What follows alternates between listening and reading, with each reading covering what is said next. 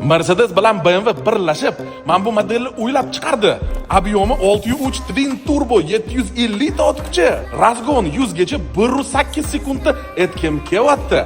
Lekin bu Hyundai Casper juda ekonomik avtomobil. 2024-yil probeg atiga 2620 km.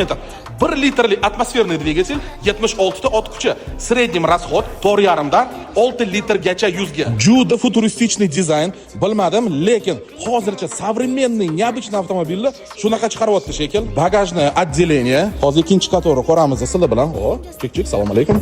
Mana ikkinchi qator полный кожаный сиденьяlar, elektropaket, бесключевой достуp. Rulga o'tirganingizda mana sizlarda vid shunaqa ochiladi. Multirul, kruiz kontrol, удержание полосы. Bu yerda esa однозонный klimat-kontrol, podogrev va обдув shopir tomon, o'zining shtatniy multimedia monitor, orqa kameralari bilan Juda kompaktniy va ekonomichniy avtomobil. Razmer Matiz bilan yoki Spark bilan bir xil bo'lsa kerak. Narxiga keladigan bo'lsa, narxi 12900. Kelib ko'ringlar, to'g'ri kelsa bosib yuboringlar.